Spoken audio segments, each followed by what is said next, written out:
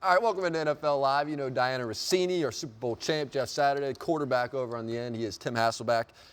Okay, let's start with the biggest storyline. NFC West is where we begin. In your mind, what might that be? Not only is it one of the biggest stories in the NFC West, I think it's the biggest story in the NFL heading into training camp, and that's going to be the Arizona Cardinals. We know that they had issues with their offensive line. Well, now you're going to throw in a rookie quarterback in Kyler Murray, and a head coach in Cliff Kingsbury, who's never been a head coach in the NFL. So there's still tons of question marks in terms of what this team, what this offense is going to look like, and if this marriage, it seems like it was in the works for years, if it's actually really going to work. No, I couldn't agree with you more. I mean, when you're talking about the #1 pick in the draft, all the excitement that's coming in, I know I'm excited to watch him play. When you're talking about Kyler Murray, he's just an electric football player. When you see what he can do, some of the negatives that you would think, he's a small guy. They don't protect the ball well, and all of a sudden you're in an offense where if teams come down and pressure, does the quarterback have to hold it? Is he going to try to use his feet to go make plays, which you expect he will? Can he take the punishment through? We talk about Lamar Jackson taking a beating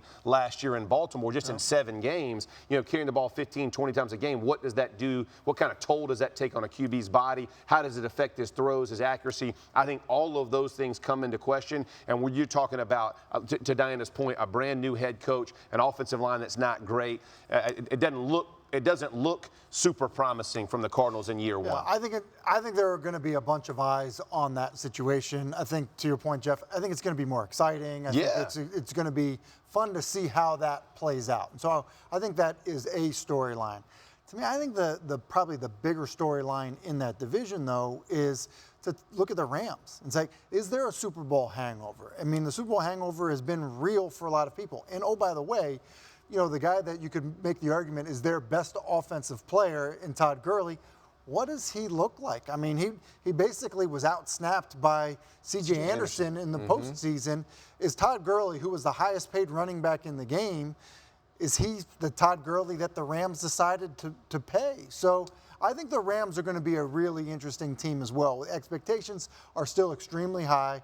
The expectations will be that they'll, presumably be in the NFC Championship game and fighting for an opportunity to be back in the Super Bowl. So while I do think people are going to be looking at the Cardinals, I think the Rams are still the real big story there. Oddly enough, too, with Todd Gurley, he missed a lot of mini camps, off-season stuff. They're still holding him out, and we're to what now? June, whatever, 25th. That's a long time from the Super Bowl.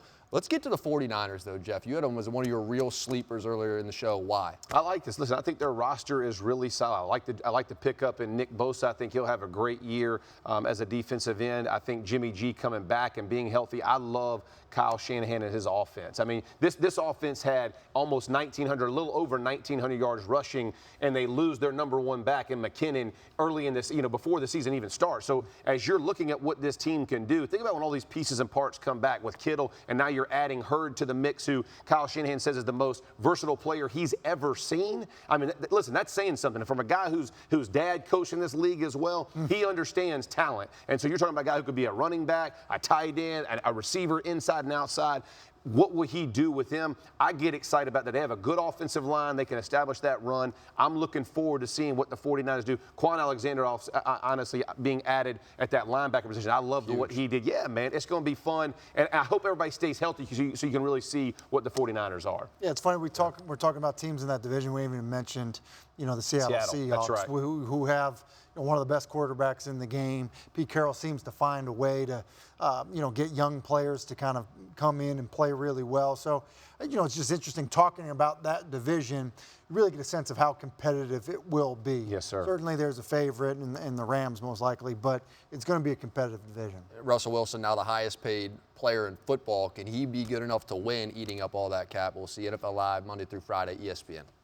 Hi everyone, thank you for watching ESPN on YouTube. For more sports, more analysis, download the ESPN app.